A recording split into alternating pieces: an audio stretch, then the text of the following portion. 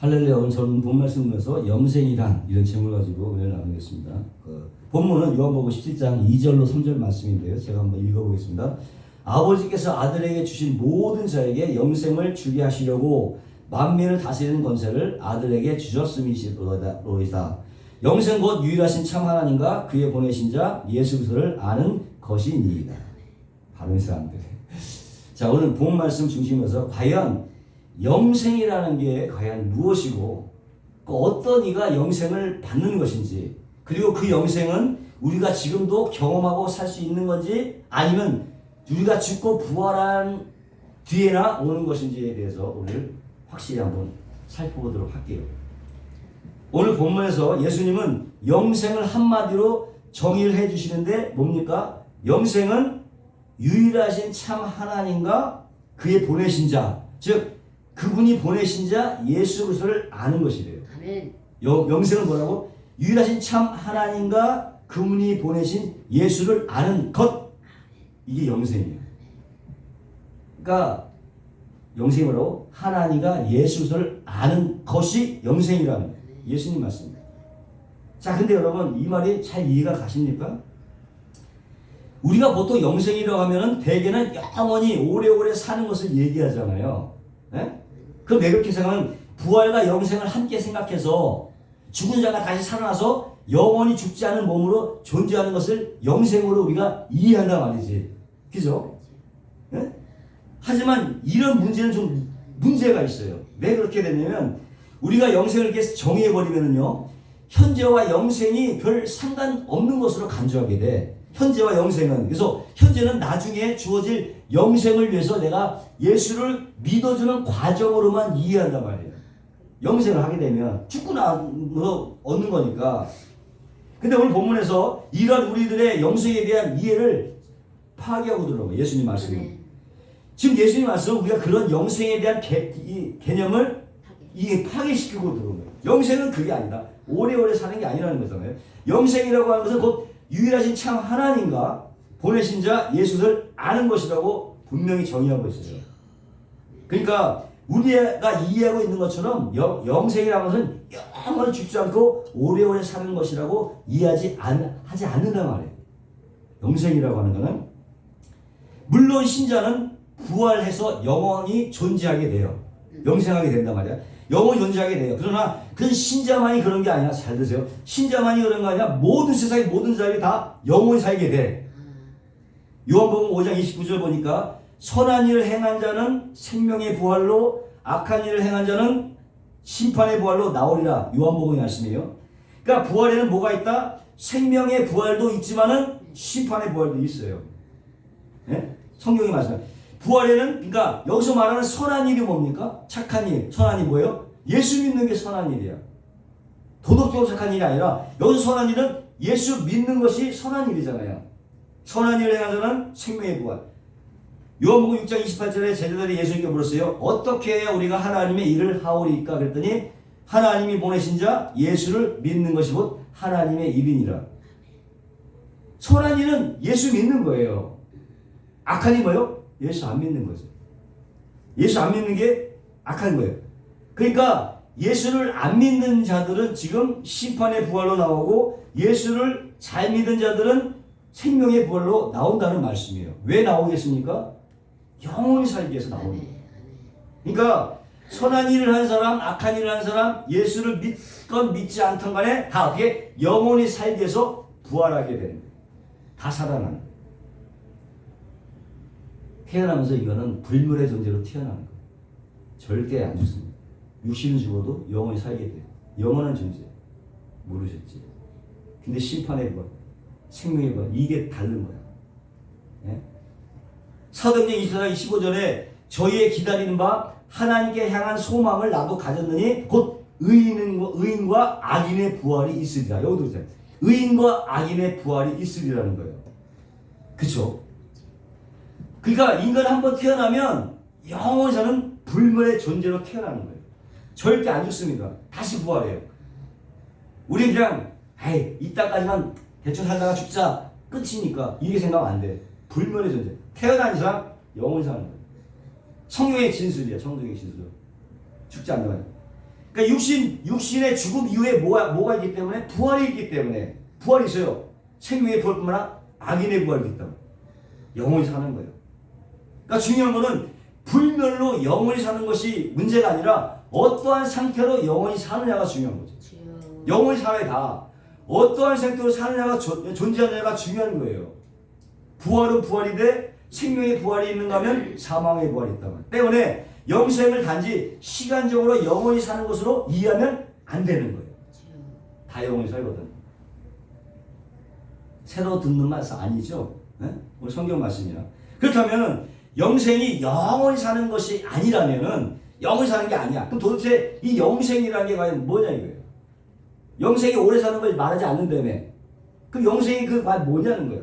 우리가 보통 영생복락이라는 말을 하잖아요. 영생복락. 영생이 곧 복이요 즐거움이라는 뜻이야. 영생이. 그럼 그 영생이 뭐길래 신자들에게 복이 되느냐 이거예요.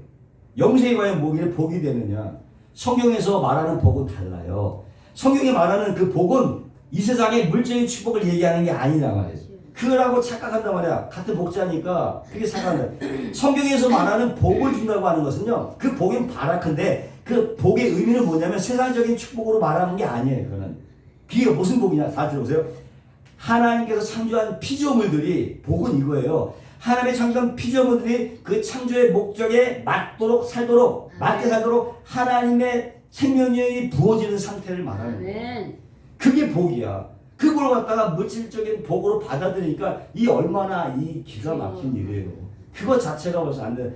성경의 복은 하나님께서 창조한 피조물들이 그 창조의 목적에 맞게 살도록 하나님으로부터 공급되는 충만한 생명력이 복인 거예요. 아멘. 이해하셨죠? 복 받으시기 바랍니다. 아멘. 그게 복이에요. 성경이 말하는 복이야. 근데 이걸 갖다가 자꾸 이 세상적인 축복으로 자기가 자기 해석을 하면 안 되지.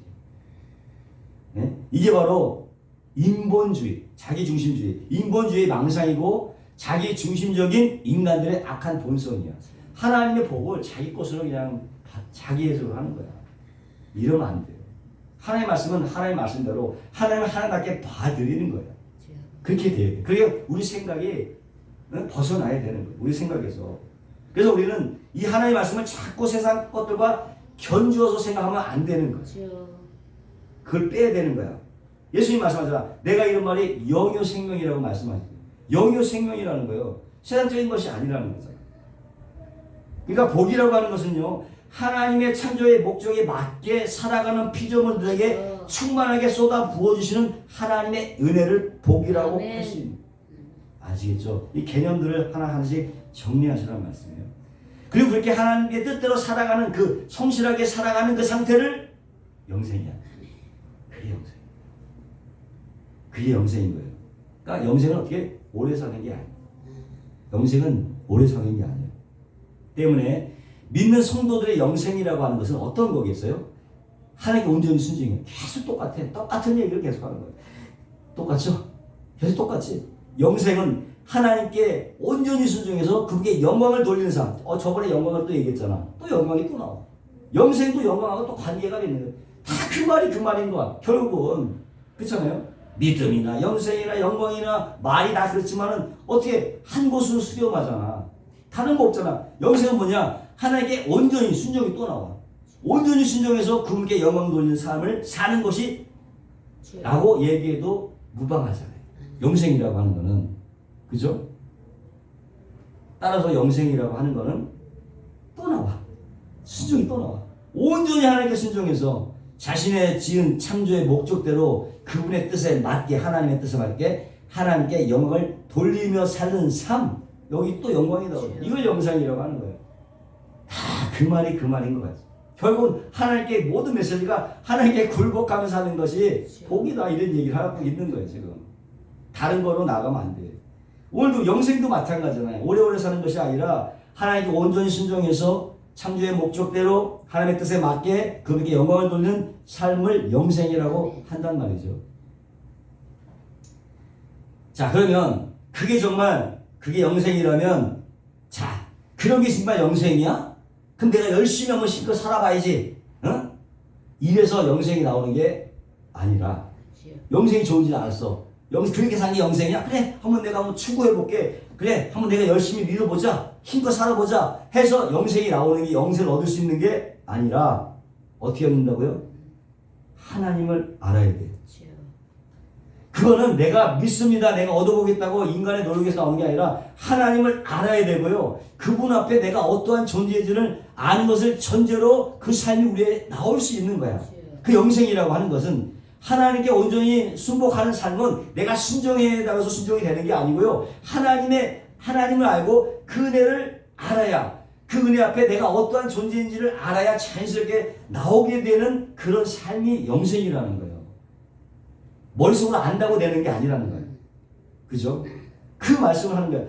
절대 율법과 양심의 판단으로 내가 이게 옳은 거야, 이거 꼭 해야만 되는 거야 라고 하는 당위성에 대한 인식에 대한 자신의 의지로 나올 수가 없는 거란 말이에요. 누구나 하나님이 영광스럽게 해야 돼, 하나님께 굴복해야 돼, 이건 당연히 우리 생각으로 당위성이잖아. 근데 그걸 내가 한다고 해서 되는 게 아니라 그 마음 가운데에서 그렇게 판단돼서 나오지 않으면 안 된단 말이에요. 생각이 있어도 굴복을 못 한단 말이에요. 하나님을 아셔야 된다. 그래서 하나님의 은혜를 아는 거야. 알아야 되는 거야.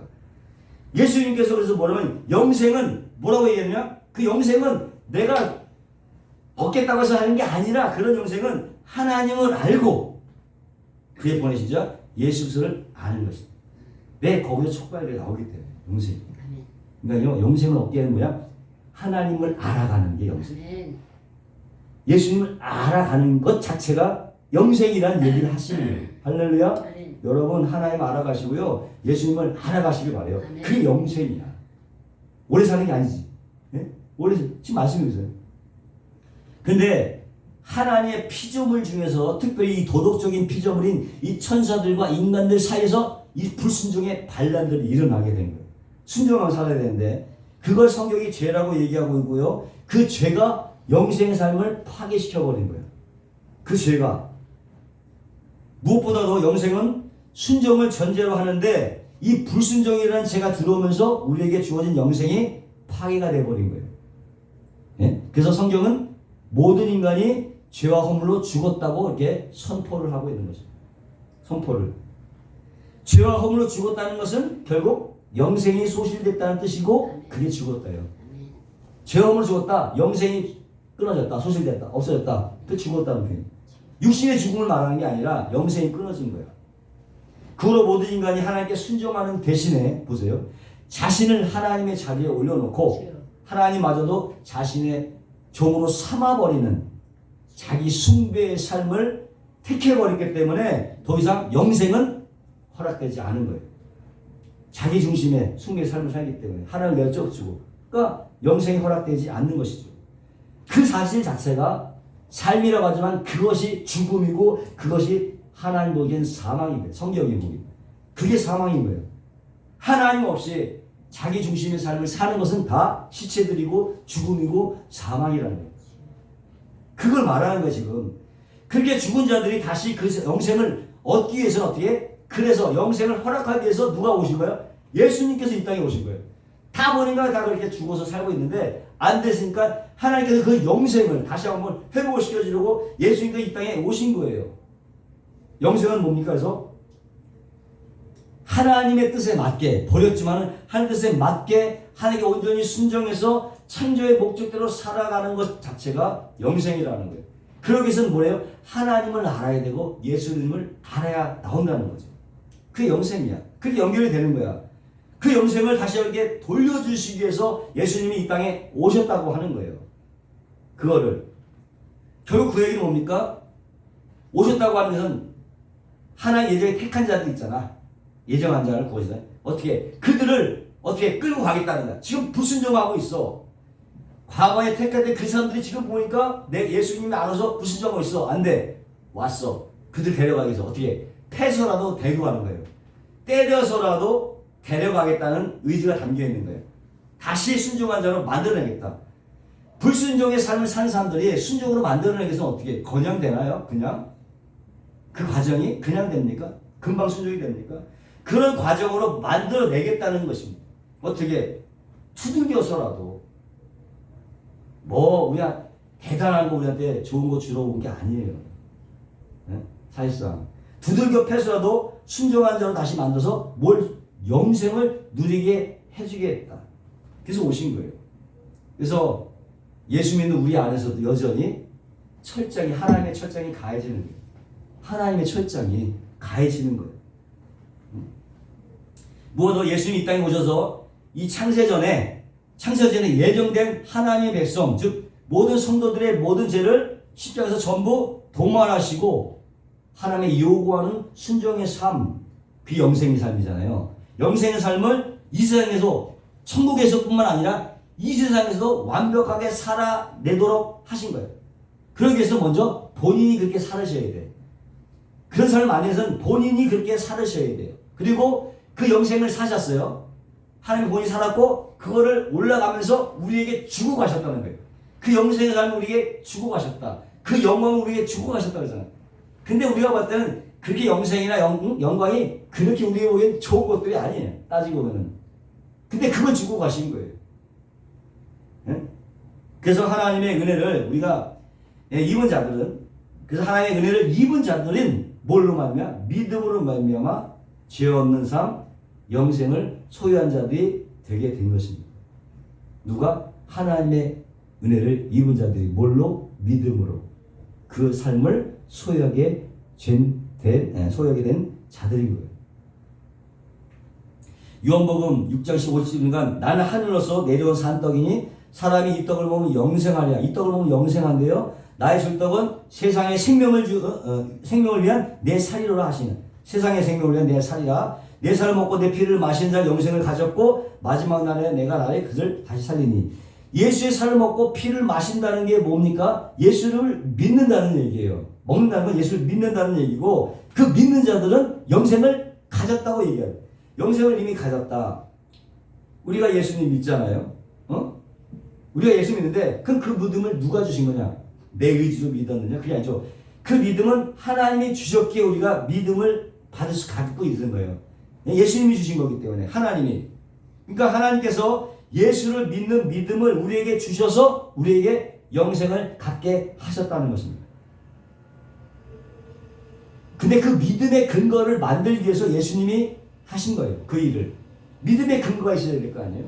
예수님으로 인하여 그 일을 영생을 얻게 된 거죠. 그러니까 예수님이 그 일을 하지 않았으면 영생 자체가 믿음 자체가 없는 거예요. 기반이 없는 거예요. 그래서 우리의 믿음의 기반은 예수님이 하신 일을 믿음이 그게 기초가 되는 거죠. 우리의 믿음이라고 하는 것은 내가 무조건 믿습니다가 아니라 불가능한 것을 믿습니다가 아니라 예수님이 하신 일을 믿음의 기초로 두는 거예요. 그걸 믿음으로 영생이 주어진 거예요. 그러니까 예수님의 일을 하는 걸 모르고서는 믿음이 생기지 않는다니까요. 네? 그러니까 예수님은 우리에게 그 영생을 주시려고 이 땅에 내려오셔서 십자가를 지시고 자신의 살과 피를 우리에게 먹여버리고 그냥 가신 거예요.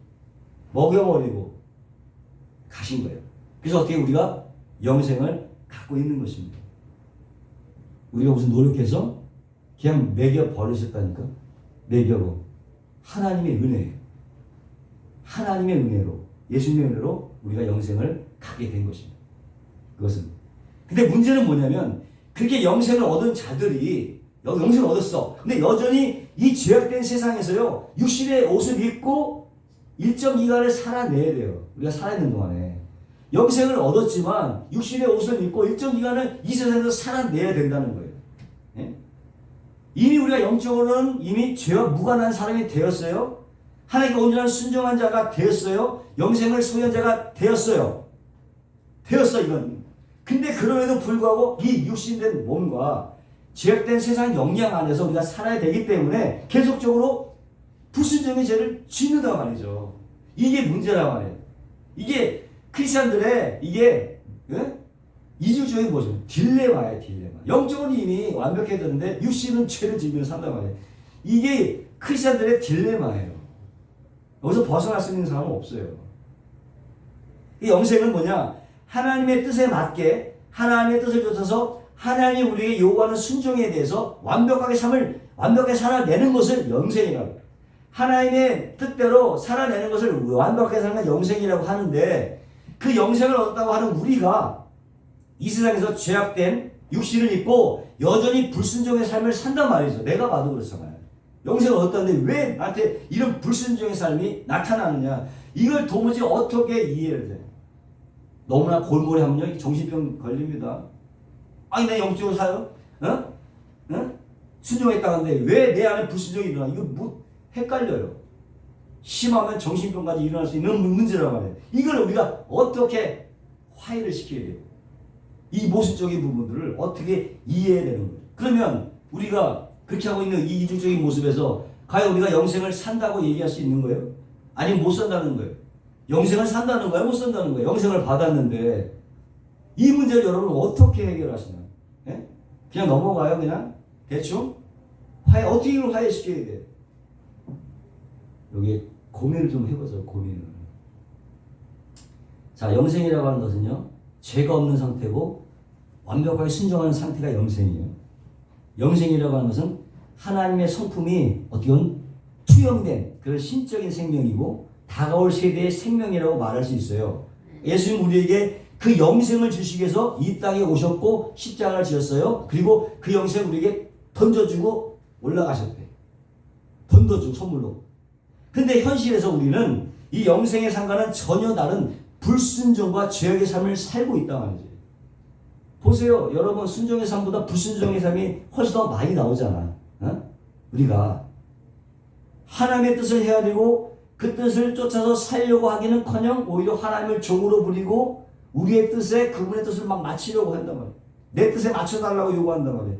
그걸 우리가 순종이라고 하지 않잖아요. 그렇죠?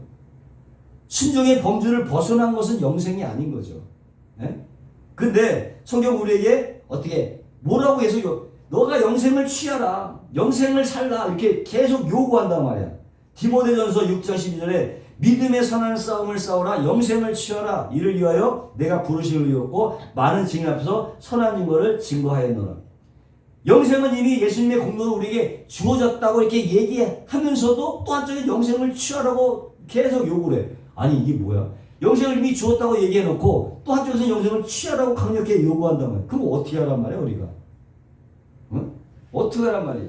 이를 정말 악물고서라도 이 순종의 삶을 살아내라는 것이냐, 아니면 혀를 깨물고서라도 죄를 멀리하라는 말이냐, 그리고 어느 정도까지 살아내야 정말 우리가 영생을 취할 수 있는 거냐, 과연 우리가 이 땅에서 완전한 성화를 이룰 수 있느냐? 완전 성화를 이룰 수 없잖아. 그 어느 정도 카트라인이 있을 거 아니야? 하나님이 요구하시는 영생의 어떤 카트라인은 있을 거 아니에요? 어느 정도 우리가 살아내야 영생을 취할 수 있을 것인가? 성경에 분명히 그 카트라인이 나와 있어. 신명서 18장 13절에 너는 내 하나님 여호와 앞에 완전하라. 카트라인이 완전한 거예요. 이게 하나님의 카트라인이야. 요한복음 2장 10절에 누구든지 곧 율법을 지키다 그 하나를 거치는 모든 것이 범한 자가 되하니, 그러니까 하나도 어기면 안 되는 거야. 이것이 카트라인. 하나도 어기면 안 돼. 자, 생각해 보세요. 요즘 100세 시대라고 하는데 우리가 90살까지 산다고 해봤을 때 90살 사는데 90년 동안 모든 율법을 잘 지키다가 바로 죽기 전에 정신이 그냥 어떻게 정신이 없어서 하나를 어겨버렸어. 그럼 그 앞에 하나님께 순종했던 모든 삶이 다 날아가는 거예요. 하나님의 욕은 이렇게 완벽한 것입니다. 철저한 거예요. 그거 다 못 챙기가 되는 거죠. 하나만 어겼어도. 그러면 우리가 인간이 이 말을 지킬 수 있어요? 하나님이 요구하시는 수준이 이건데, 아니면은 아무리 네가 지키려고 해도 지킬 수 없다는 말이냐? 지키라는 거냐? 지키지 말라는 말이냐? 아니면 지키려고 해도 지키려고 애를 써보라는 얘기야. 뭐야 도대체? 지키라는 거야? 못 지킨다는 거야? 아니 애는 써보라는 얘기야. 이 뭐냐? 이 영생을 취하라가 뭐냐? 여러분 뭐라고 생각하세요? 무슨 답을 낼 수 있어요? 무슨 얘기냐? 뭡니까? 오늘 본 말씀처럼 너희가 이 죄악된 세상에서 영생을 살 수 있는 유일한 길은 어떻게요? 하나님과 하나님을 계시하러 오신 예수님을 아는 것밖에 없는 거예요. 아멘? 그거밖에 없어요. 하나님과 예수님을 아는 것밖에는 없어요. 지켜서 영생을 구하는 게 아니라 말이야. 때문에 영생은 그분이 요구하시는 것을 살아내는 게 영생이 아니라요. 어떻게? 살아내는 게 영생이 아니. 잘 드세요. 살아내는 게 영생이 아니라 그분을 그냥 알아버리는 거예요. 아는 거. 우리 장로님이 천국에 대해서 하나님을 하나님과 있는 것이 모르고 있어요. 하나님을 아는 거예요. 하나님과 함께 있는 것이 왜 기쁜지 아는 거예요. 그 천국이에요. 하나님을 아는 것입니다. 그분이 얼마나 크신 분이고 왜 예수님이 내려오셨고 왜 나는 그분의 은혜만을 전적으로 의지해야 구원을 받는가를 알아들이는 게 영생인 것입니다. 이해하셨어요? 영생의 개념에 대해서? 그러니까 쉽게 말씀을 드리면 우리가 이 땅에서 영생을 살 수 있는 유일한 길은요, 하나님의 그 존재를 깨닫게 되면 자기는요 그냥 무력할 수밖에 없어. 불가능하고 무력한 나를 위해서 예수님께서 십자가를 지시고 그 율법을 완벽하게 살아내신 다음에 그냥 나에게 그냥 전가를 시켜주셨다는 거. 그걸 어떻게? 믿음으로 그냥 인정하는 거예요. 믿음으로 그걸 인정하고 우리의 존재에 깊숙이 완전히 그걸 받아들이는 거예요. 그거밖에 없어요.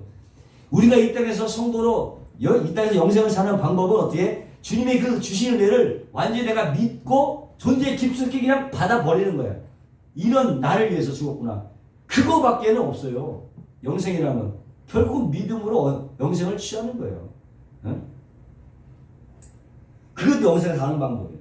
그러니까 예수님께서 자신을 가리켜서 내가 예수 그리스도라고 자신을 가리켜 예수 그리스도라고 취한 것은 여기 한 군데밖에 없어요.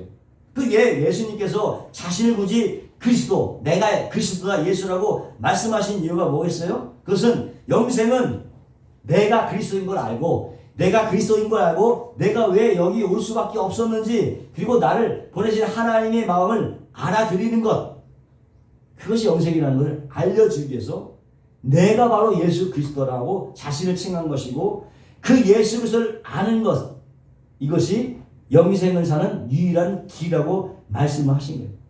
그래서 자신에서 내가 예수 그리스도다. 나를 알아야 영생을 사는 거다.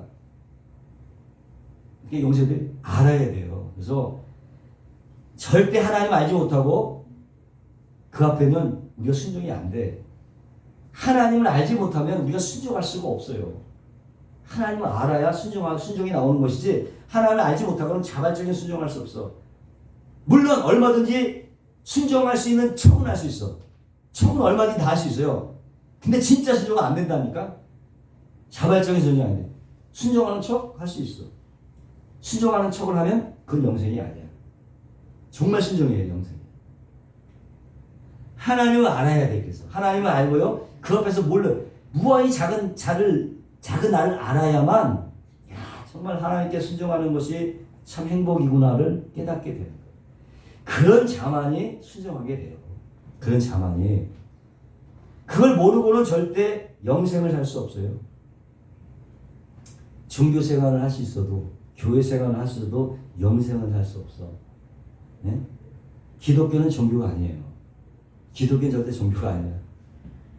그래서 예수님이 하나님을 아는 것, 예수를 아는 것, 그것을 영생이라고 이해하시는 것입니다. 그래서 우리는 예수 믿고 교회 생활하는 게 아니에요. 예수 믿고 종교 생활하는 게 아니에요. 예수 믿고 영생을 사는 것입니다. 영생을 사는 거예요. 어떻게 영생을 하고? 하나님 알고 예수님을 아는 게 영생이에요. 그러니까 계속 알아가야 돼요. 말씀을 통해서 알아가고 삶을 통해서도 알아가고 계속 알아가는 그 삶을 사는 게 영생의 삶을 사는 거예요. 그래서 영생은 우리가 생각하듯이 우리의 환경과 조건이 변하고 환경과 조건이 변해서 그로 말미암아 우리에게 오는 어떤 행복과 평안함이 영생이 아니에요. 그게 영생이 아니야. 또한 우리 삶이 아주 순결하게 업그레이드해 갖고 경험할 수 있는 그것도 영생이 아니야. 응? 거기서 오는 어떤 느낌이나 감정이 영생이 아니에요. 영생은 하나님 앞에 어떻게? 그냥 불가능한 존재. 무력한 자신의 삶을 폭로당하는 거예요. 면목 없죠. 그런 모습에서 면목 있을 사람이 한 사람 없어요. 면목 없이 사는 가운데서도 하나님이 이런 나를 위해서 어떻게 예수를 십자가에 매다심으로 너의 죄 다 사해졌다고 하는 것. 이것을 믿는 것입니다. 면목 없을 가운데 믿는 거예요. 뻔뻔하게 믿는 거예요. 여러분, 뻔뻔하게 믿는 겁니다. 면목 없이 믿는 것. 그리고 그것이 완전히 순종한 사람으로 하나님이 또 여겨주셨어. 뻔뻔하게 믿음으로 하나님 그것을 쟁취할 뿐만 아니라 그냥 그런 나를 위해서 너 완전히 순종했다고 그냥 여겨주시는 거예요. 야, 이걸 믿는 것입니다. 내 행위가 아니라 이걸 믿고 사는 것은 영생이라고 하는 거예요. 여러분 믿음으로 사세요. 믿음으로. 예? 믿음으로 사는 거야. 너희도 영생을 취하는 거예요. 다른 거 없습니다. 내가 뭔가 하나님 앞에 훌륭한 자가 돼서 하늘의 것들을 뭐 선물 받아서 이 땅의 평안과 행복을 누리며 사는 걸 영생이라고 하지 않는다니까? 그걸 영생이라고 하지 않습니다. 영생이라는 것은 우리가 이 땅에서 행복을 경험하며 사는 것을 영생이라고 하지 않습니다. 나는 여전히 하나님께 이렇게 불순한 삶에도 불구하고 예수님이 나를 위해서 십자가에서 내 모든 죄를 도말하여 주고 나에게 영생의 삶을 무상으로 전가하셨다는 것을 그냥 믿는 거야. 그냥 믿는 것입니다. 그 약속을, 그 언약을 내가 그냥 내 존재 기초에 확 받아버리는 거예요. 그게 믿는 것입니다. 받아버리는 거예요. 왜? 여전히 이 모양임에도 불구하고 그 모양이니까 예수님이 오신 거예요. 그것까지를 인정하셔야 돼요, 여러분.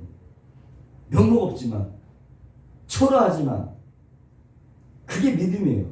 하나님 앞에. 우린 그런 존재야. 예수님이 나에게 영생을 주셨기 때문에 이러한 모습이면 영생을 주셨기 때문에 분명히 하나님의 백성으로 완성이 될 거라는 것을 믿어버리는 거예요. 그냥 하나님 택하셨잖아. 하나님의 은혜 믿음을 줬잖아. 쪼그려 주셨잖아. 하나님 책임지세요. 전 면목 없어요. 이렇게 가는 거예요. 하나님 앞에 우리가 믿음이 있다면 그런 것들을 보여주는 거예요. 면목 속에서 그걸 보여주는 거예요. 그래서 잡는 거야. 뻔뻔하지 아주 그냥 뻔뻔하지. 그게 믿음이에요. 그리고 나의 삶에 여전히 이렇게 고통스럽고 외롭고 왜 그럽니까? 왜 고통스럽고 왜 우울합니까? 우리가 환경이 어려서가 아니지. 하나님의 뜻으로 살고자 하는 당위성은 있는데 그대로 살아내지를 못하기 때문에 고통스럽잖아요. 솔직하게 하나님의 말씀은 다 알아. 뭐가 오는지 다 알아. 근데 그대로 살지 못하는 이 연약함, 이것 때문에 우울한 거 아니에요? 고통스러운 거 아니에요? 믿는 자라면 그것이 다 있어요. 그게 고통스러울 수밖에 없는. 그래서 이런 우울할 수밖에 없는 상황들이 주어지는 거예요. 그 일을 허락하심에도 불구하고 어떻게 나는 영생을 사는 자예요. 그럼에도 불구하고 영생을 사는 자로서 이런 일들이 나한테 필요했기 때문에 너가 그래야 깨닫지. 너 그래서 너가 굴복을 하지. 그래야 나를 붙였지. 그 상황을 허락하신 거야. 그런 상황들을. 주위의 그런 상황들을. 그래서 필요했기 때문에 허락하신 그 하나님의 마음을 헤아려. 사실 그게 따지면 그게 다 사랑이라는 걸 알게 돼요. 하나님에 대한 나의 배려였구나. 깨닫게 하려는 그 마음을 헤아리는 거예요. 우리는. 원망무평이라 이렇게 할 수밖에 없도록 하나님께서 만들어주셨구나. 그리고 그 사실 자체, 상황에 그냥 순종해 버리는 거예요. 순응해 버리는 거예요. 받아버리는 거예요. 그게 영생입니다, 여러분. 그게 영생이야. 그러니까 영생이라고 하는 것은요, 이 땅에서 그렇게 행복 속에서, 안식 속에서 편안하게 살아가는 것을 영생이라고 말하지 않습니다. 절대 그런 거 없어요. 오히려 이 세상에서 영생을 살아가는 것이 어떻게 우리에게 고난과 고통으로 다가올 수 있다니까. 그게 달라요. 고난과 고통 올 수 있는 거예요. 그런데 어떻게 이 세상은 죄악된 세상이기 때문에. 그러나 그런 것들이 죄가 없는 하나님에서는 그것이 행복한 삶이에요. 우리 이 삶이.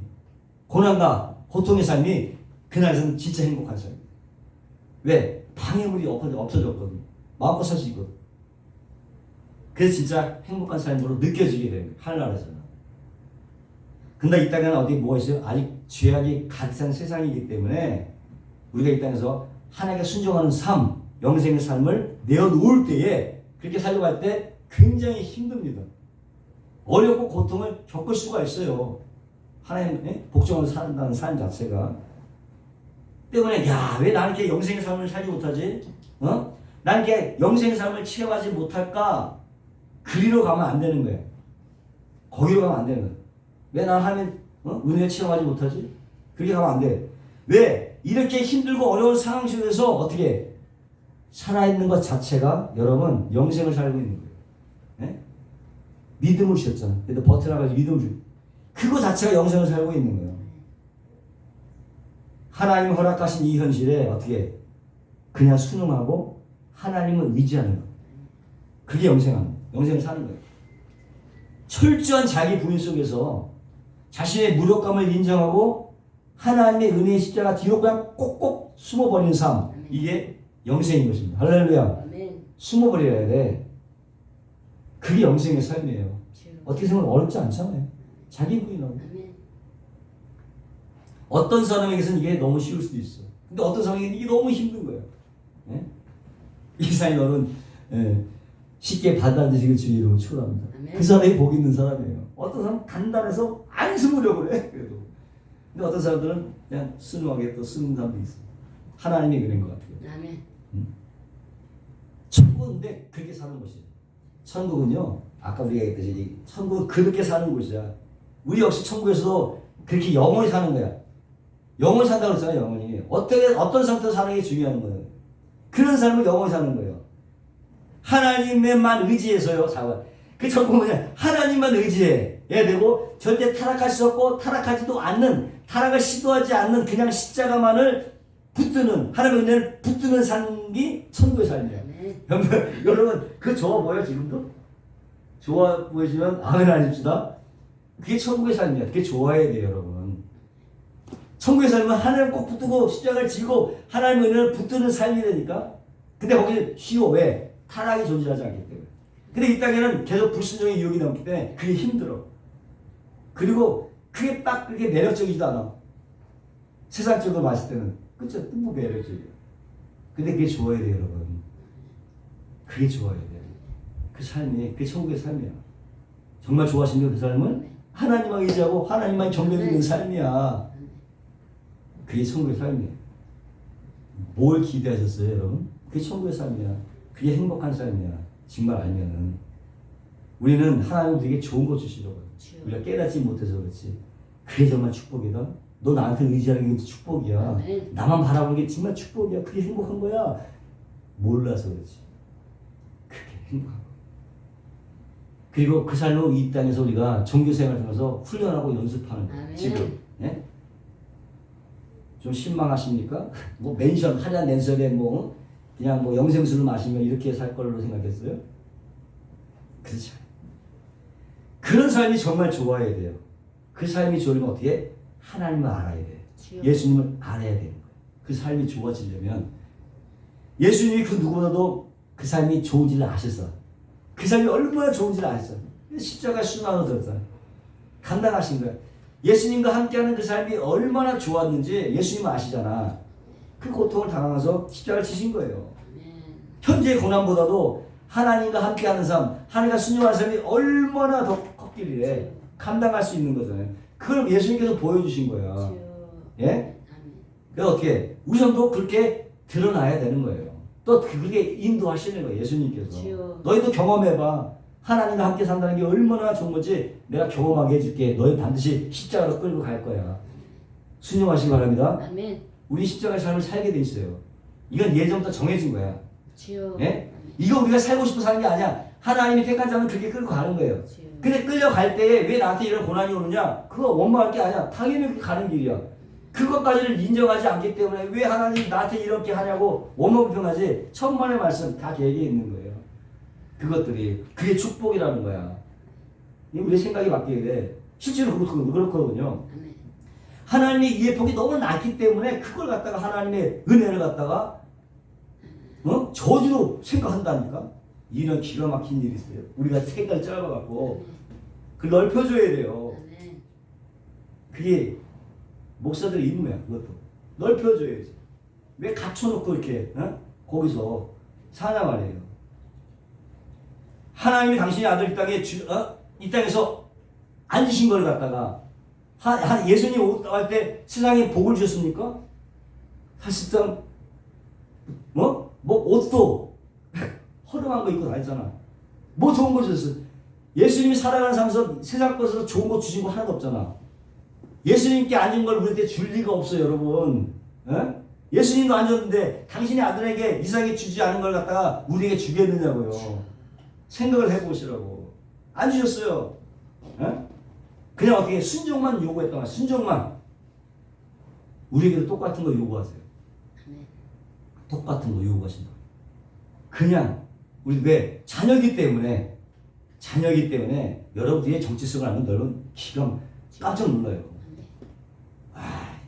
우리 하나님의 자녀일 뿐만 아니라 만세의 택하신 그 안에 이미 들어있어. 예수님 안에 들어있는 존재라니까. 우리는 십자가를 아닐 수가 없어. 그렇기 때문에. 이 몰랐지? 나중에 제가 다 설명해 드릴게요. 하나님의 자녀이기 때문에요. 우리도 이 땅에서 십자가를 지고 갈 수밖에 없어요. 자기 본연의 삶을 살아가야 되는 거예요. 원래. 그게 되게 돼 있어 우리는. 그걸 보고 하면 말이 안 되지. 그러기 위해서 전제가 뭐냐?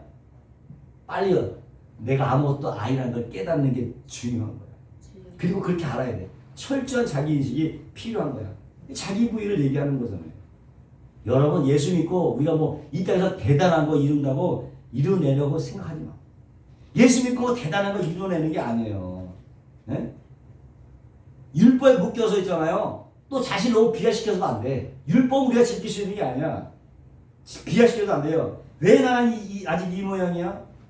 물론 반성하는 건 좋습니다. 그러나 왜 아직 난 이 모양이야? 이 모양이기 때문에 예수님이 오신 거란 말이에요. 그 모양이니까 온 거예요.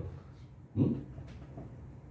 그냥 그래서 영생을 거둬줄 수밖에 없는 거야. 우리가 영생을 취할 수 있는 그런 능력이 없는 거기 때문에 그 예수님이 오신 거 아니에요? 그러니까 어떻게? 그 상태에서 예수를 자꾸 알아가시라는 거예요. 예수님을 배우라는 거예요. 예수님만 붙들으라는 거예요. 그게 여러분 영생을 사는 유일한 길입니다. 할렐루야. 아시겠죠? 영생을 사는 건 오직 예수밖에 없어요. 자, 호세아 선지자가 율법을 목숨처럼 여기며 지키려 애썼던 그 이스라엘 사람들에게 뭐라고? 그게 지켜야 되는 게 아니야. 여호와를 알자. 여호와를 힘써 알자고 외쳤어요. 그 구약 시대에도 그렇게 율법을 지켜서 하나님을 아는 게 아니라 너네들 목숨처럼 지켜서 구원받는 게 아니야. 하나님을 알아야 돼. 여호와를 알자. 힘써 여호와를 알자. 호세아서 구약 시대에 그 외쳤단 말이에요. 그게 뭐예요? 율법으로는 너희가 절대로 구원에 도달 못해. 그 얘기를 하는 거야. 어? 너희들 그거 절대 못 지켜. 어떻게? 여호와를 알아야 돼. 하나님을 알아야 돼. 그렇게 외쳤단 거예요. 하나님을 아세요. 지키려고 애쓰지 말고 하나님을 알아가세요. 예수님을 알아가시라고 하네요. 율법으로 제사로는 영생에 이를 수 없어요, 여러분. 율법을 지켜서 제사로는 절대 영생에 이를 수 없기 때문에 그래서 목숨 걸고 행위에 의존했던 이스라엘에게 여호와를 알아. 힘써 여호와를 알아라고 이렇게 얘기한 거야.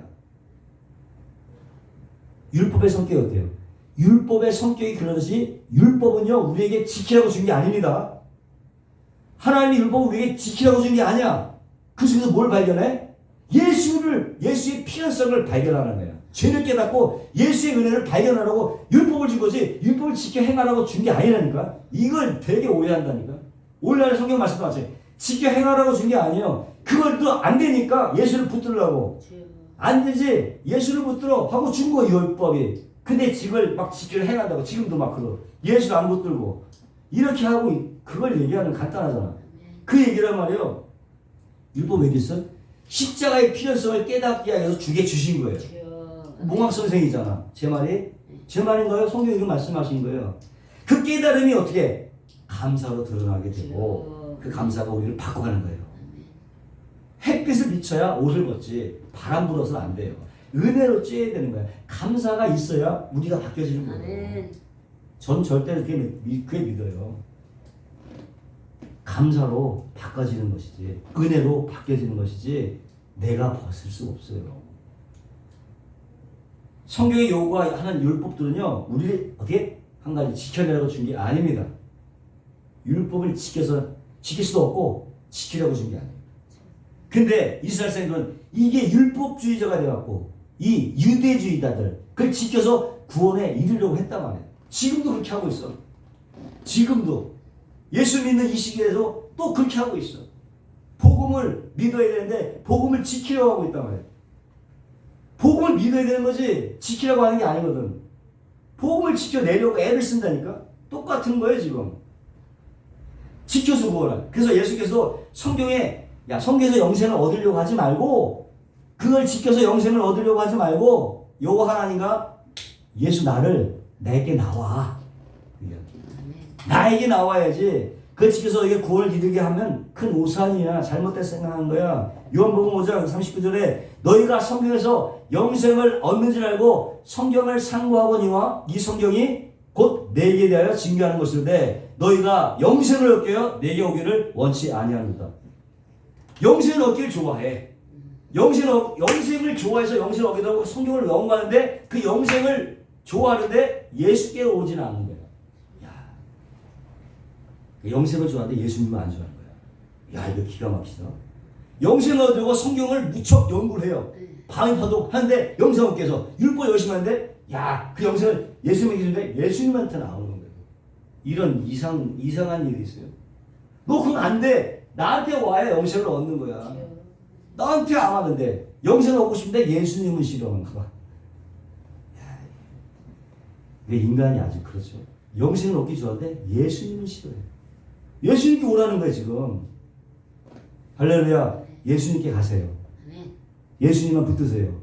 영생을 붙들지 말고 예수님 붙들면 영생을 붙는 거야. 예수님을 알아가는 거야. 하나님을 아는 게 영생이라니까. 영생 오래 사는 거 그것만 붙들지 말고 하나님을 아는 것에 목적을 두라고 그래요. 천국을 소망하지 말고 하나님을 아는 것에 목적을 두라는 거예요. 왜? 하나님 안에 영생이 있고 하나님 안에 천국이 있기 때문에 하나님을 아는 거지. 할렐루야. 무슨 얘기인지 아시겠죠? 명제를 붙들지 말라 말이에요. 명제를.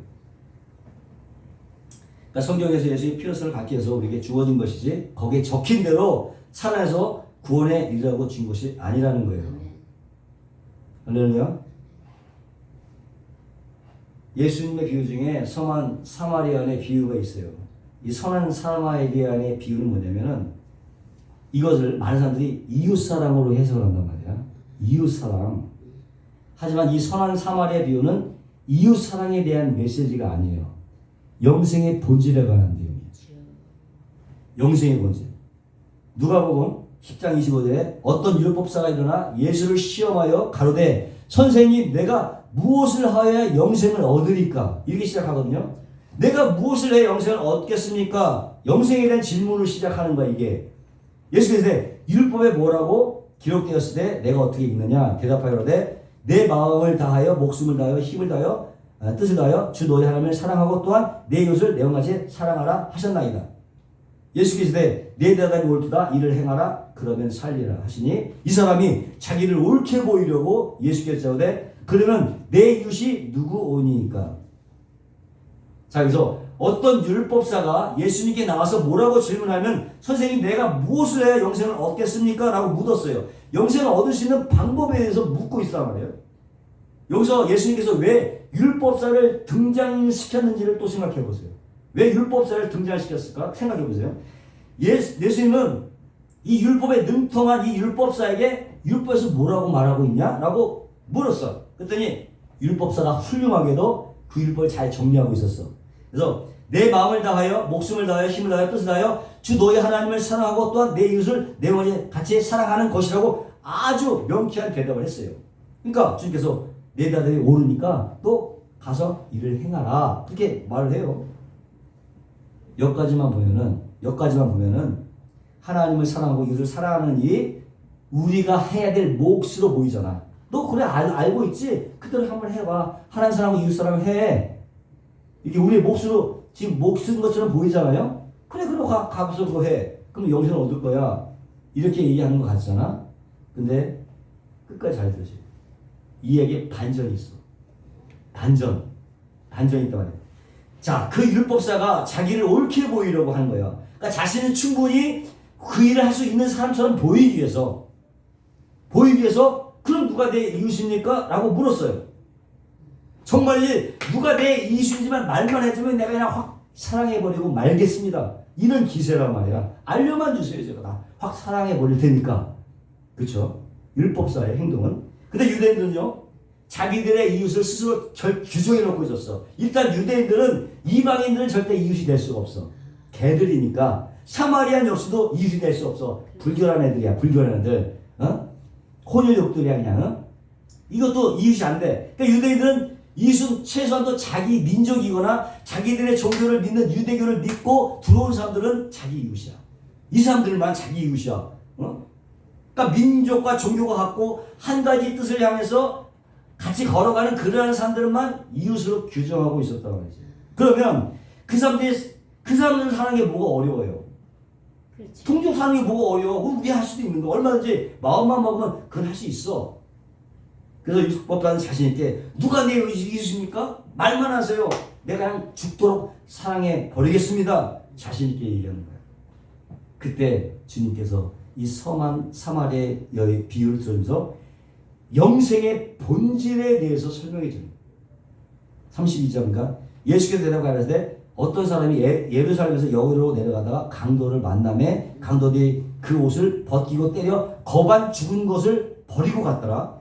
마침 한 제사장이 그 길로 내려가다가 그를 보고 피하여 지나가고 또 이와 같이 한 레위도 그곳에 이르러 그를 보고 피하여 지나가되 어떤 사마리 여행 중에 거기에 이르러 그를 보고 불쌍히 여겨 가까이 가서 기름과 포도주를 그 상처에 붓고 싸매고 자기 짐승에 태워 주막으로 데리고 가서 돌보아주고 이튿날에 데나리온 둘을 내어주며 주막 주인에게 가로되 이 사람을 돌보아주라 부비가 덜면 내가 돌아와서 갚으리라 하였으니 내 의견에 이 세 사람 중에 누가 강도 만난 자의 이웃이 되겠느냐 가로되 자비를 베푼 자니다. 예수께서 이르되 가서 너도 이와 같이 하라 하시니라. 자, 요거는요. 자, 어떤 사람이 지금 예루살렘에서 여리고를 가다가 강도를 만나서 거반 죽어서 거의 죽을 만치 맞았어. 그 상황이에요. 거반 죽었다. 그러니까는 완전히 거의 죽다. 완전히 기진하다는 뜻이에요. 그러니까 이 강도 만난 사람들은 숨만 겨우 쉬고 있는 상태야. 응? 거의 죽은 거야. 완전히 자기 방어 능력을 완전히 상실한 상태야. 무슨 얘기는 이 강도 만난 자가. 근데 그 당시 예루살렘에서요 여리고로 가는 길은 아주 유명한 강도들의 출몰 지역이었어. 강도들이 막 나타나는 그런 지역이었어요. 여러분도 아시다시피 예루살렘은 이스라엘 성전이 있는 곳이에요. 율법의 메카야 이스라엘은. 예루살렘은. 그리고 여리고는요, 그 여리고는 한 12,000명의 제사장들과 레인들이 살고 있었던 성전 섬기민들의 거주 지역이었단 말이에요. 예루살렘 성전이 있고 여기 여리고는 그 사람들이 살고 있는 집단 거주 지역이었단 말이에요. 그 길이 있었어. 연결되는 길이란 말이에요. 이 사람들이 그걸 노리고자 강도들이 그 사람들을 노리려고 수시로 출몰했기 때문에 제사장들이나 레위인들이 그 길을 지날 때마다 어떻게? 마차에서 절대 내리는 일이 있으면 안 되는 거예요. 도둑들이 막 들어오기 때문에 절대 말이나 마차를 내려서 내리는 게 없었어요. 그리고 도보로 걸어 다니는 사람들도 같이 무리를 지어 다녔어. 길에 멈춰서 일이 없이 그냥 밖에 와던 그런 길이었단 말이에요. 강도들이 막 출몰했기 때문에. 또 수시로요 강도 중에 한 명이 미끼로 던져졌어. 던져졌기 때문에 섣불리 넘어져 있는 사람들을 만져서도 안 돼. 이것이 불문처럼 지켜지고 있던 그런 곳이에요. 그래서 그들을 도와주려고 잠깐 말에서 내리거나 멈춰서면 강도들이 그 즉시도 달려가서 그냥 털어버리는 거야. 그래서 거기서는 누가 신음하고 있어도 가짜니까 도망가. 이게 불문처럼 지켜지고 있었단 말이에요. 그래서 길을 가는 사람들이 길에서 신음하고 있는 사람을 보더라도 그냥 바삐 지나가는 거야. 바로 거기에 강도 맞는 사람이 거의 죽어서 누워 있는 거예요. 예? 이걸 여행 중에 있는 사마리아인이 보고 그 강도 맞는 자의 상처를 치료해주고 주막에 데려가서 잘 도와달라고 부탁을 하면서 돈이 더 들면 와서 갚겠다고 얘기를 해요. 이 얘기를 마치고 뭐라고 질문하냐면 율법상 누가 내 이웃입니까? 내가 확 사랑해 버릴게요. 이런 질문에 누가 이 강도 만난 자의 이웃이냐고 물어요. 하나님이 그 질문을 곡해하는 건가? 다시 율법상 예수님께 누가 내 이웃이냐고 물어요. 알려만 주면 내가 사랑해 버릴게. 근데 그 율법사에게 그 얘기를 다 해주시고 누가 강도 만난 자의 이웃이 되냐고 되물은단 말이에요. 지금 2부에서 예수님이 율법사를 누구로 비교하고 있는 거예요? 율법사가 강도 만난 자야. 이게 반전이에요. 율법사가 강도 만난 자야. 그걸 비교한 거예요. 그러니까 누가 내 이웃입니까? 라고 묻는 그 율법사에게 도리어 누가 이 강도 만난 자의 이웃이냐고 되물으시잖아. 지금. 예? 여러분 이걸 잘 이해하셔야 되는 거예요. 지금 예수님은 율법을 지킴으로 영생에 이를 수 있다고 주장하고 있고 그렇게 할 수 있다고 생각하는 이 율법사에게 지금 너가 누구를 사랑할 수 있다고 나에게 누가 나의 이웃이라고 묻고 있냐. 너는 지금 누구를 사랑하고 도울 수 있는 존재가 아니야. 너 자신이 바로 은혜와 긍휼을 입어야 될 강도 만난 자야. 할렐루야. 이 얘기를 하는 거예요. 가서 사랑해라가 아니야. 너는 그 누구도 사랑할 수 있는 존재가 아니야. 오히려 너는 나에게 사랑을 받을 존재고 긍휼과 은혜를 받아야 되는 존재야 너가. 그 얘기인 거야. 근데 너가 다른 모든 율법사처럼 그렇게 주장하냐? 유대주의나 율법주의나 인본주의가 그런 것처럼 내가 마치 영생을 위해 뭔가 할 수 있을 거라고 네가 생각을 하냐? 이거거든요. 자신을 모르는 거야 지금. 너가 지금 영생이 뭔지는 알고 하는 얘기냐 이거예요. 너 영생이 뭔지는 알고 하는 얘기야? 율법사에게 되물으시는 거예요. 이게 선한 사마리아의 비유예요. 영생의 본질에 관한 문제야. 율법사는 영생의 본질도 몰랐다는 얘기지 지금. 그러니까 인본주의에 빠져갖고 율법 지킴을 구원의 방법으로 알고 있는 이들의 상태. 그게 강도에 맞아서 만나 거반 죽은 자들의 상태예요. 그게 바울의 표현에 의하면 그게 죄와 허물로 죽어있는 상태예요. 그러니까 죄와 허물로 거반 죽어있는 너희들이 도대체 뭘 할 수 있겠다고 누가 네 의십니까? 라고 묻고 있냐. 응? 그거잖아 지금. 이 얘기는 뭡니까? 바로 우리에게 묻고 있는 거야 지금. 우리 교회에게 너희들이 무엇을 해야 영생에 기여할 수 있어? 뭘 하겠다고? 믿음으로? 뭘 하겠다고? 성령 충만해서 능력 행하는 거로? 그거로 우리가 영생에 기여할 수 있어? 내 일을 도와준다고? 그 얘기에 지금. 너네가 뭘 할 수 있어? 너네가 믿음으로? 아니면 성령 충만하고 은사 받아갖고 그걸 날 도와준다고? 그거 누가 준 건데? 그 믿음 누가 줬니? 그 사람 누가 줬니? 뭘 기여했어? 내가 주지 않으면 기여할 수가 없는데 뭘 잘... 그게까지 까는 거예요 지금. 들으세요. 그렇다면 그 강도 만난 자가 죄와 허물로 죽어있는 율법주의, 유대주의, 인본주의에 빠져있는 모든 죄들을 만약에 상징하는 거라면 그 강도 만난 자, 그 율법자는 뭘 강탈당한 거야 지금? 뭘 강탈당했어요? 하나님을 강탈당한 거죠. 하나님을 빼앗긴 거야. 뱀이라고 하는 강도와 도적들에게 하나님을 빼앗긴 상태. 그게 강도 만난 상태예요. 근데 자꾸 사람들은 마귀가요 그런 만 뺏고 뭐 돈이나 건강들을 강탈해 간다고 생각을 해. 아주 그냥 마귀들은 오히려 그런 거 줘요. 오히려 줘. 그거 줘갖고 누구를 강탈하냐? 하나님과 예수를 빼앗아가. 그런 거 다 줘. 마귀는 그런 거 강탈하지 않습니다. 하나님을 강탈해 가. 근데 지금 그래서 어떻게 이 세상은 뭐가 하나님을 강탈당하고 있는 거예요. 하나님을 강탈당했어요. 이 교회가. 네? 잘 들으세요. 하나님만 의지해서 하나님의 은혜로만 살아야 되는 하나님의 절대적인 존재가 뱀이라고 하는 강도의 소금 속에 빠져갖고 하나님을 잃어버리고 죽어버린 상태. 그말 유대주의고 율법주의고 인본주의의 모습인 것입니다. 그래서 하나님을 강탈당한 채 죽어있는 사람들에게 근데 그런 사람들에게 지금 도움의 손길이 뻗쳐지고 있잖아. 지금 뻗쳐지고 있어요. 구약의 율법과 제사를 상징하는 제사장과 레위인들은요. 그 강도 만난 자 만나서 거반 죽은 자들을 보고도 어떻게 그냥 지나쳐간단 말이에요. 무슨 얘기입니까? 손도 못 대는 거야. 그러니까 율법과 제사로는 손을 못 대는 거예요. 강도 만난 자를 치유할 수가 없는 거야. 절대 도움을 줄 수가 없는 거야. 율법과 제사로는 제사장과 레위인은 손을 못 댔단 말이죠. 예? 그래서 우리가 이걸 보고 제사장과 레위인이 그냥 지나쳤다고 해서 그들의 매정함이나 무정함을 나무에만 집중하면 안 되는 거예요. 왜냐하면 분명히 그들은 거기서 성전으로 제사를 하거나 마치고 집으로 가는 그런 길이었다. 그러니까 그들이 하니까 그 길을 갔을 거란 말이에요. 예? 근데 더구나 그들은요 제사를 지내면 부정한 걸 만들면 안 돼. 성전의 섬김이들이었고 율법의 사람들이었기 때문에 만지면 안 돼요. 엉뚱한 걸 만지면요 안 되는 거야. 율법을 잘 지켜야 되는 거야. 그래서 무슨 일이 있어도 말이나 마차에서 내리거나 멈추서는 안 되는 거야. 그런 위험한 길에 있었단 말이에요. 거기다가 강도 만난 사람은요, 이 강도들의 미끼의 가능성이 되게 큰 거예요. 그래서 우리가 그 길을 지나갔다 할지라도 섣불리 믿길지도 모르는 그 사람들을 돕기 위해서 나서면 안 되는 거예요. 그런 상황에서는요, 돕고자 하는 국률의 마음보다도 당할 수 있다는 두려움이 더 큰 거야. 그래서 못 도와주는 거야. 그 어떤 사람도. 그래서 함부로 제사장들이 레위인들이 위선자라고 그게 몰아세우면 안 되는 거예요. 거기에 초점이 있는 게 아니라 성경이 초점을 두고 있는 것은요, 율법과 제사, 즉 행위는 절대 강도 만난 자, 죄와 허물로 죽어 있는 율법주의, 유대주의, 인본주의를 도와서 그들을 영생으로 끌어낼 수가 없다는 것을 보여주는 것입니다.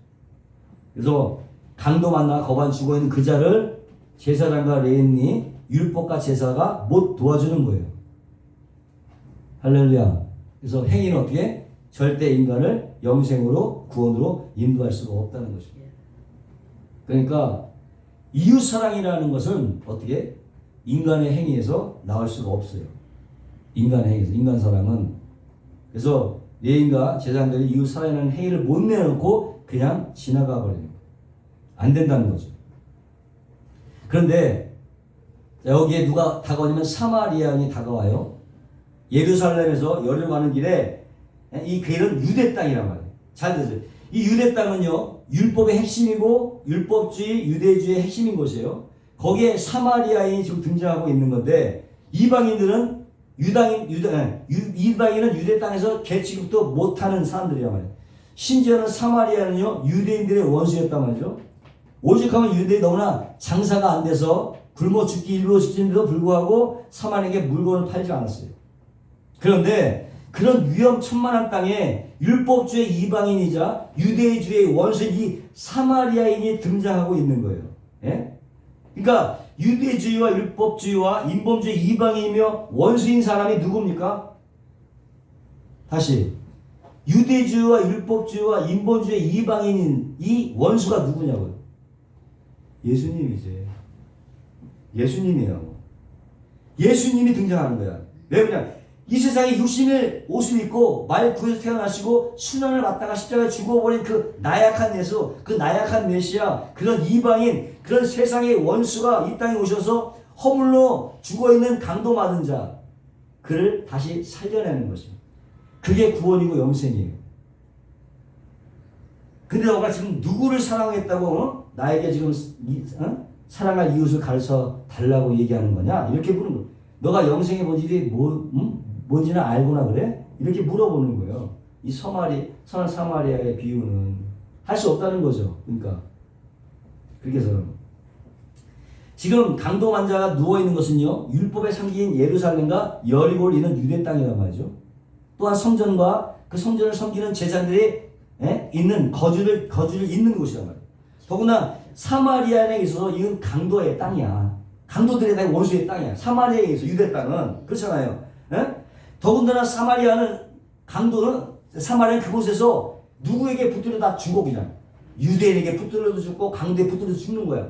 그 위험천만한 땅에 이 사마리아가 인이 들어오는 거야. 스스로 걸어서 그것도. 그 율법의 땅에, 그 강도들의 땅에 그들과는 전혀 반대인, 전혀 다른 이방인인, 그것도 유대인들의 원수인 사마리아인으로 은혜를 들고 긍휼을 들고 등장하고 있는 것입니다.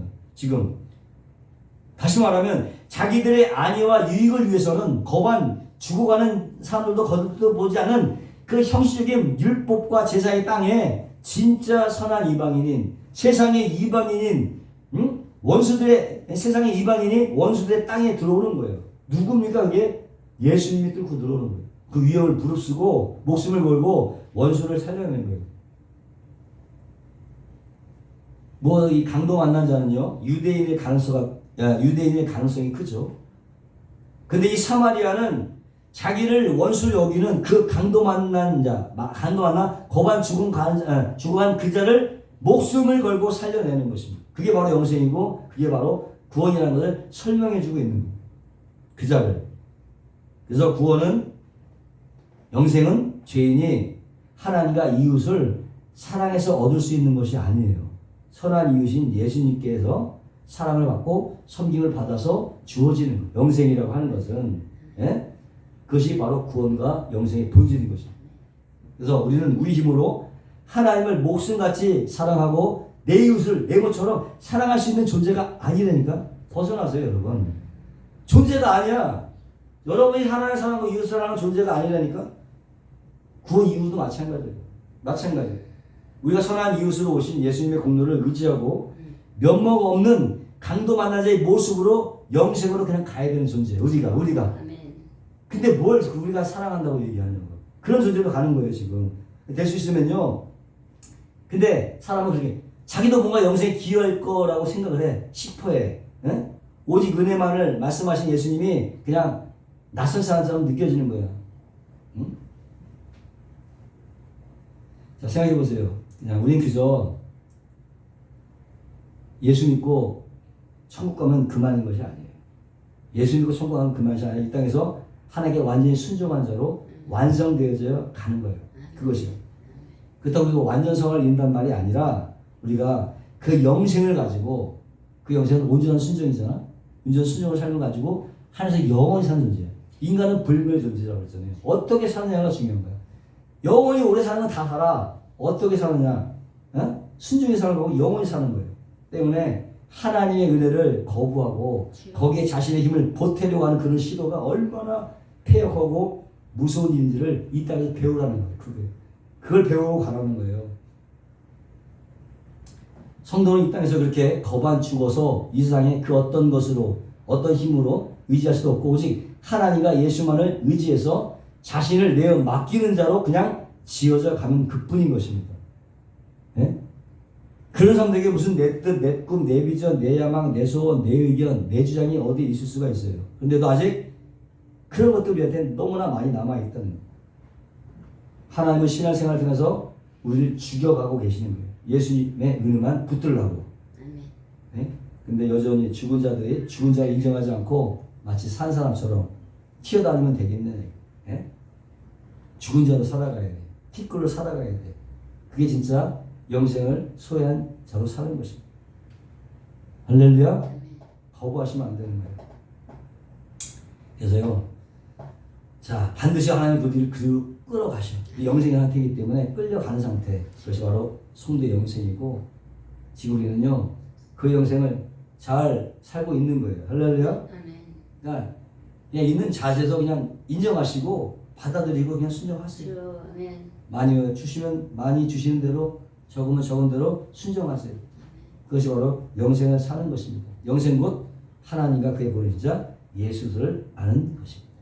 날마다 예수를 힘써 배우시고 하나님 더욱더 알아가시기를 주의 이름으로 축원합니다. 거룩하시고 원하시는 하나님 앞에 감사합니다. 그 자신의 특권됨을 인정하고 하나님의 은혜와 공로가 붙들게 도와주셔서 내 약할 때 강한 맹물을 깨달아 알아 날마다 우리를 변화시켜가여 주시옵소서. 늘 복음에 행복하게 하시고 하나님 우리에게 정말로 하나님께서 축복의 삶을 허락하여 주실 줄로 믿습니다. 늘 주님께서 도와주시옵소서. 예수님의 이름으로 기도합니다. 아멘.